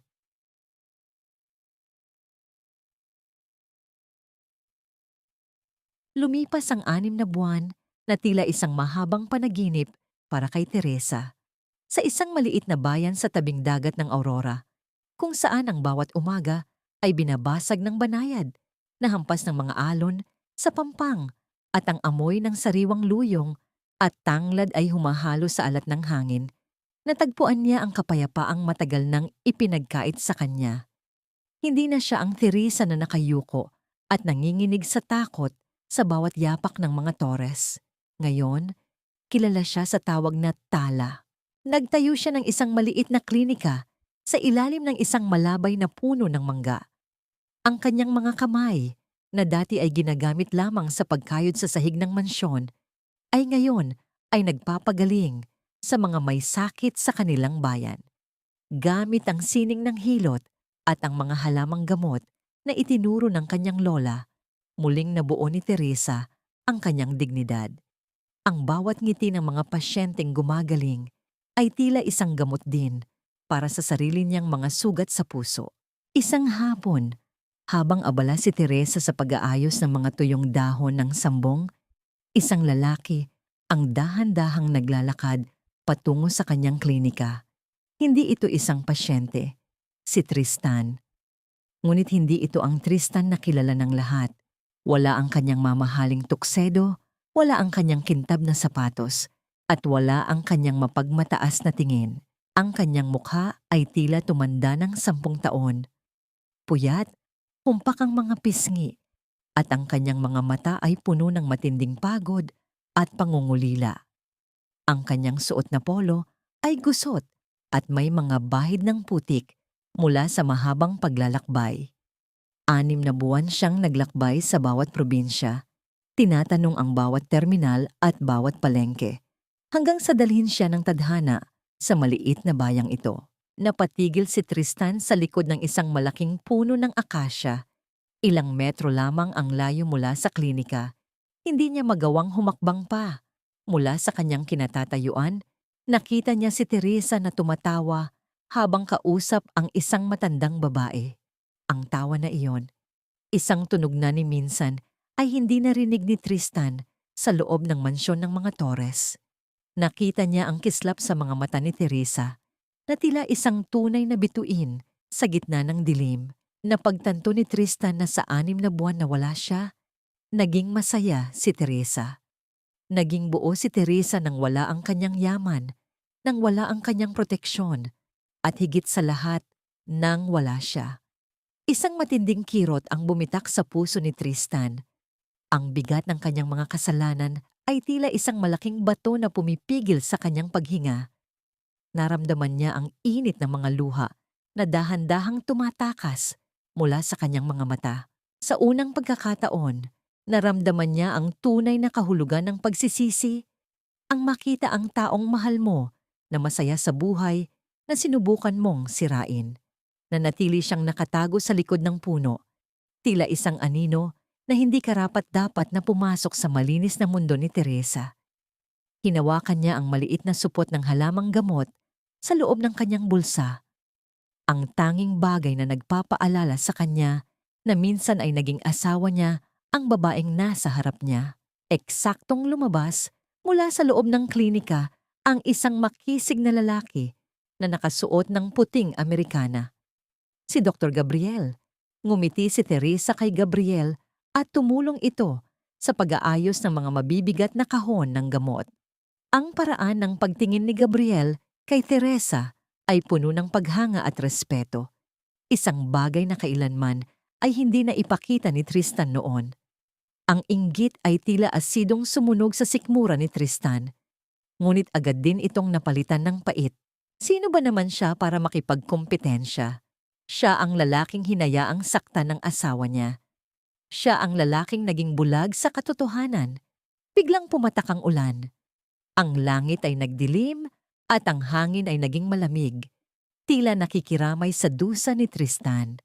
Ang bawat patak ng ulan sa mga dahon ay gumagawa ng ritmo na tila isang malungkot na kanta ng pamamaalam.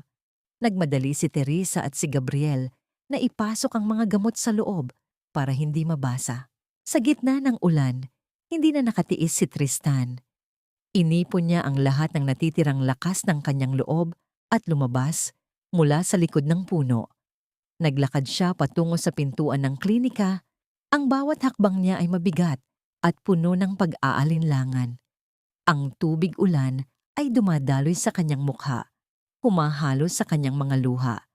Narinig ni Teresa ang mga yapak sa basang lupa at dahan-dahang lumingon. Ang kanyang ngiti ay unti-unting naglaho nang makita ang bulto ng lalaking nakatayo sa ilalim ng ulan.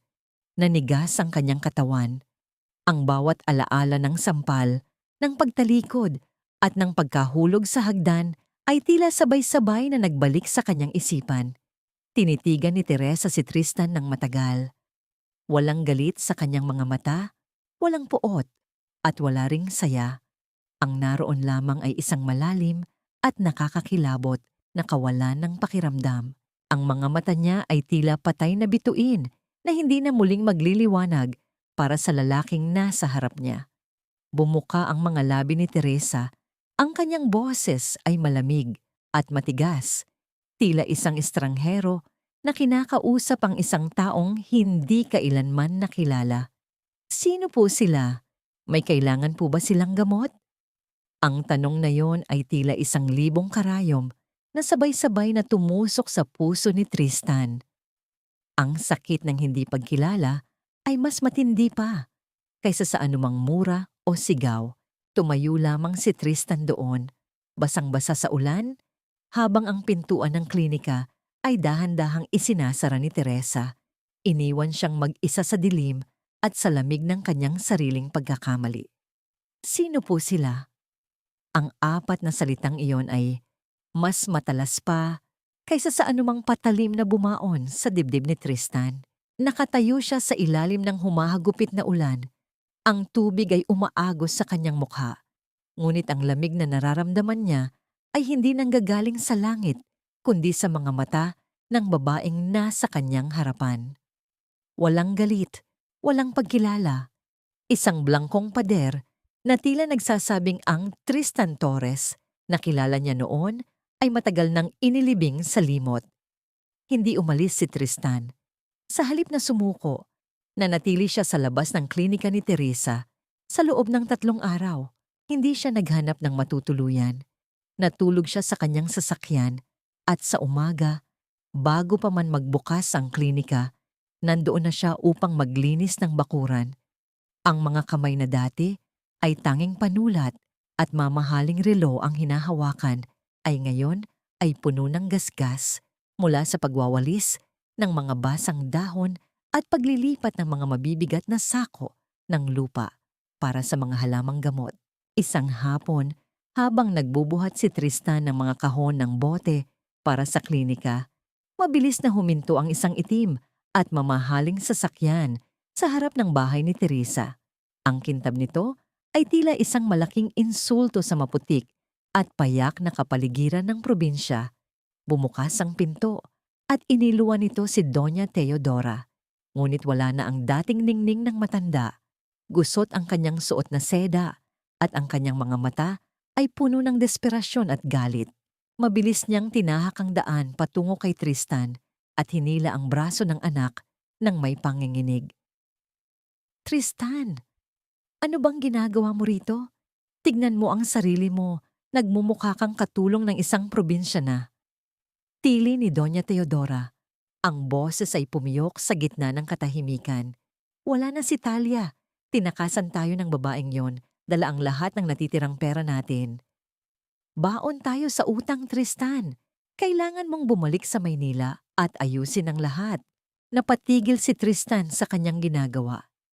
Dahan-dahan niyang ibinaba ang kahon sa lupa. Ang tunog ng pagtama nito sa putik ay tila isang pinal na desisyon. Tinitigan niya ang kanyang ina, ang babaeng naging dahilan ng lahat ng kanyang pagkakamali. Wala na akong babalikan, Mama. Malamig na wika ni Tristan. Ang tanging yaman ko ay ang babaeng nasa loob ng klinikang yan at matagal ko na siyang sinira dahil sa pakikinig sa inyo. Magsama kayo ng mga utang ninyo. I'm done being a Torres. Nasisiraan ka na ba ng bait? Mas pipiliin mo ang isang hamak na manggagamot kaysa sa pangalan natin? Sigaw muli ng Donya bago hinarap ang pintuan ng klinika kung saan nakatayo si Teresa. Tahimik na nagmamasid.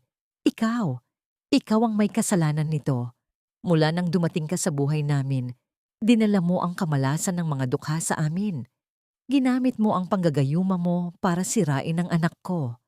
Akmang susugod ang Donya kay Teresa upang saktan ito, ngunit mabilis na humarang si Tristan. Hindi niya hinawakan ang kanyang ina ng marahas. Sa halip ay lumuhod siya sa mismong putikan sa harap ni Teresa, sa pagitan ng kanyang ina at ng kanyang asawa. Tama na, Mama. Umalis na kayo. Sigaw ni Tristan.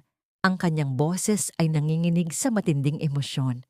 Kung gusto ninyong saktan si Teresa, ako muna ang patayin ninyo. Dahil buong buhay ko, hinayaan kong apakan ninyo siya. Ngayon, hinding-hindi na muling mangyayari iyon. Nanigas si Doña Teodora sa pagkagulat nang makita ang kanyang kaisa-isang anak na nakaluhod sa putikan, umiiyak at nagmamakaawa para sa isang babaeng dati ay itinuturing lamang nilang alipin. Sa labis na pagkapahiya at galit, tumalikod ang matanda at mabilis na sumakay sa kanyang sasakyan. Iniwan ang kanyang anak sa gitna ng ulan. Nanatiling nakaluhod si Tristan sa harap ni Teresa. Ang ulan ay lumakas. Ang bawat patak nito ay tila humahampas sa kanyang likod na may mga peklat pa mula sa aksidente sa chandelier. Tumingala si Tristan kay Teresa. Ang kanyang mga mata ay namumula at puno ng pagsisisi. Patawarin mo ako, Teresa. Hikbi ni Tristan. Ang kanyang boses ay halos lunurin ng tunog ng ulan. Hindi ko hinihiling na balikan mo ako. Alam kong hindi sapat ang lahat ng luha ko para burahin ang sakit, pero hayaan mo lang akong manatili rito. Hayaan mo akong maging alipin mo, maging tagabuhat mo, kahit ano. Basta makita lang kitang ligtas, patawad sa lahat. Tiningnan ni Teresa ang lalaking nakaluhod sa kanyang paanan. Nakita niya ang bawat patak ng ulan na tumatama sa sugatang balikat ni Tristan. Nakita niya ang panginginig ng mga kamay nito na pilit na pinoprotektahan ang mga bagong tanim na halamang gamot sa gilid ng klinika gamit ang sariling Amerikana. Isang mabigat na buntong hininga ang pinakawalan ni Teresa. Ang puot na pilit niyang pinapanatili ay tila unti-unting tinatangay ng agos ng ulan. Hindi nagsalita si Teresa, ngunit dahan-dahan niyang inabot ang kanyang kamay, hindi upang itayo si Tristan, kundi upang hawiin ang buhok na nakaharang sa mga mata nito. Isang maliit at banayad na haplos na nagpabilis ng tibok ng puso ni Tristan. Pumasok ka sa loob. Mahinang utos ni Teresa. Baka magkasakit ka. Dahil sa matinding pagod, puyat at lamig ng ulan, biglang nawala ng lakas si Tristan. Nakita ni Teresa ang unti-unting pagpikit ng mga mata ng asawa. Ang matapang na katawan ni Tristan ay dahan-dahang bumigay at bumagsak sa putikan, nawala ng malay sa gitna ng kanyang pagsusumamo. Mabilis na lumapit si Teresa. Ang kanyang mga mata ay muling napuno ng pag-aalala na matagal niyang itinago. Inalalayan niya ang ulo ni Tristan. Naramdaman ang nakakapasong init ng lagnat nito sa kanyang mga palad. Isang mabigat na paghinga ang pinakawalan ni Teresa habang nakatingin sa mukha ng asawa sa gitna ng dilim. Ang loob ng klinika ni Teresa ay nababalot ng init mula sa maliit na kalan kung saan kumukulo ang palayok ng sariwang luya at tanglad. Ang masangsang, ngunit nakagiginhawang amoy ng mga halamang gamot ay sumasabay sa malakas na hampas ng ulan sa bubong, nayari sa nipa at kawayan. Sa gitna ng silid, sa isang payak na katre, nakahiga si Tristan. Ang kanyang balat ay tila nagbabaga sa taas ng lagnat at ang kanyang paghinga ay mabigat. Tila bawat hangin ay isang pakikipaglaban. Walang pag-aalinlangang kinuha ni Teresa ang isang malinis na puting tela. Binabad niya ito sa maligamgam na tubig na may katas ng kalamansi at dahan-dahang ipinunas sa noo at leeg ng kanyang asawa. Habang ginagawa ito, hindi napigilan ni Teresa na mapatitig sa mukha ni Tristan. Ang dating matigas at mapagmataas na mukha ay ngayon ay puno ng pagod. Ang mga kamay nito na dati ay makinis at walang bahid ng dumi ay ngayon ay puno ng mga kalyo at sugat mula sa pagtatrabaho sa ilalim ng ulan para lamang sa kanya. Teresa, isang mahinang bulong ang kumawala sa tuyong labi ni Tristan. Hindi pa rin siya nagmumulat ng mata, ngunit ang kanyang nanginginig na kamay ay pilit na hinahanap ang haplos ni Teresa. Huwag kang aalis. Patawad. Patawarin mo ako. Ang bawat hikbi ni Tristan ay tila isang punyal na tumatama sa puso ni Teresa. Marahan niyang hinawakan ang kamay ng asawa. Naramdaman ang init ng balat nito na unti-unting bumababa dahil sa kanyang pag-aalaga. Sinimulan ni Teresa ang sining ng hilot sa mga pagod na kalamnan ni Tristan. Ang bawat hagod ng kanyang mga daliri ay may kasamang dalangin ng pagpapatawad. Hindi lang ang katawan ni Tristan ang kanyang ginagamot, kundi ang sarili niyang mga sugat na matagal niyang kinimkim. Makalipas ang ilang oras, dahan-dahang iminulat ni Tristan ang kanyang mga mata. Ang malabong paningin ay unti-unting luminaw nang makita niya ang mukha ni Teresa na nakatitig sa kanya. Ang mga mata nito ay puno ng luhang matagal nang pinigilan. Nasaan ako? Paos na tanong ni Tristan. Ang boses ay tila isang kalansing ng tuyong dahon. Nasa klinika ka, Tristan, sagot ni Teresa, habang pinupunasan ang sariling mga luha gamit ang dulo ng kanyang duster. Nawalan ka ng malay sa labas. Masyadong mataas ang lagnat mo. Pilit na bumangon si Tristan kahit na nanginginig ang kanyang braso. Tumingin siya sa paligid ng maliit at payak na silid. Pagkatapos ay bumalik ang kanyang tingin sa asawa. Teresa, bago ko pikit ang mga mata ko kanina, akala ko huling sandali ko na yon. At ang tanging pinagsisihan ko ay ang hindi sapat na panahon para mapatunayan sa iyo kung gaano ako nagsisisi. Umiyak ng tuluyan si Teresa. Ang pader na itinayo niya sa loob ng 6 na buwan ay tuluyan ng gumuho.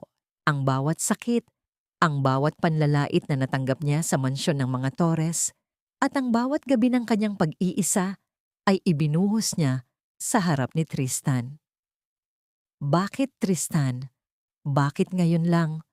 Hagulgol ni Teresa. Ang kanyang boses ay puno ng pait at pangungulila. Hinintay kita noong gabi-gabi akong umiiyak sa kwarto natin. Hinintay kong ipagtanggol mo ako nung sinasampal ako ng mama mo. Pero wala ka. Ni hindi mo ako tiningnan. Lumapit si Tristan at kahit na masakit ang kanyang katawan, kinuha niya ang magkabilang kamay ni Teresa at idinikit ito sa kanyang puso. Alam ko, at habang buhay kong dadalhin ang kahihiyang yon. Ngunit Teresa, ang Tristan na nakaharap sa iyo ngayon ay hindi na ang lalaking Torres na sumamba sa pera at pangalan. Tinalikuran ko na ang lahat. Wala akong dala kundi ang sarili ko at ang pag-ibig ko sa iyo na sana ay sapat na para bigyan mo ako ng kahit isang maliit na puwang sa buhay mo. Tinitigan ni Teresa si Tristan. Nakita niya ang katotohanan sa mga mata nito. Isang dalisay na pagsisisi na hindi kayang pekein ng kahit na sinong aktor. Nakita niya ang lalaking handang mamatay sa putikan para lamang mapangalagaan ang kanyang mga halamang gamot. Pinapatawad na kita, Tristan, mahinang bulong ni Teresa. Ngunit hindi na tayo pwedeng bumalik sa dati. Kung gusto mong mananatili ka rito bilang asawa ng isang manggagamot, hindi bilang isang mayamang tagapagmana. Dito, ang tanging mahalaga ay ang katapatan at ang pag-aalaga sa kapwa. Isang malapad at punong-puno ng pag-asa na ngiti ang sumilay sa mga labi ni Tristan. Mabilis niyang hinila si Teresa para sa isang mahigpit na yakap. Isang yakap na tila nagbubuhkis sa dalawang kaluluwang matagal nang nagkawalay. Naramdaman ni Teresa ang mainit na hininga ni Tristan sa kanyang leeg at ang tibok ng puso nito na tila isang martsa ng panibagong simula. Marahan at punong-puno ng paggalang, inangat ni Tristan ang mukha ni Teresa. Paulit-ulit niyang hinalikan ang mga kalyo sa kamay ng asawa. Tinatawag itong pinakamagandang kamay sa buong mundo dahil sa kakayahan nitong magpagaling ng pusong nawasak. Ang mga luha nila ay naghalo sa gitna ng katahimikan ng gabi, habang ang ulan sa labas ay unti-unting tumitila, nagbibigay daan sa paglabas ng mga bituin sa langit. Inilapit ni Tristan ang kanyang mukha sa mukha ni Teresa. Naramdaman nila ang hininga ng isa't isa na puno ng pagnanais na bumawi sa mga nawalang panahon. Isang malalim at matamis na halik ang naganap. Isang halik na hindi pagnanasa ang dala, kundi ang pangako ng paghilom at walang hanggang katapatan. Dahan-dahang lumabo ang liwanag ng mitsa ng lampara sa klinika habang ang mag-asawa ay nananatiling magkayakap sa gitna ng malamig na gabi. Handa nang harapin ang bukas ng magkasama, malayo sa rangya, ngunit malapit sa tunay na kaligayahan.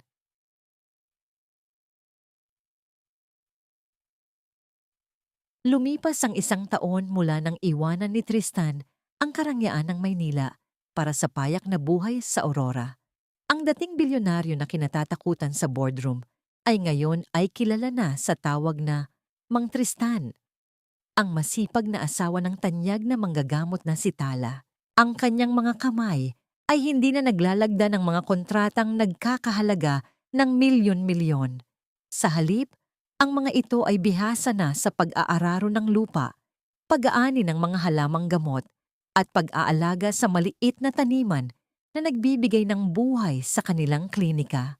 Isang hapon, habang ang araw ay dahan-dahang lumulubog sa likod ng mga bundok at nagbibigay ng ginintuang kulay sa dagat, isang matandang babae na nakasuot ng punit-punit na damit at may dalang maruming balutan ang dahan-dahang lumapit sa gate ng kanilang klinika.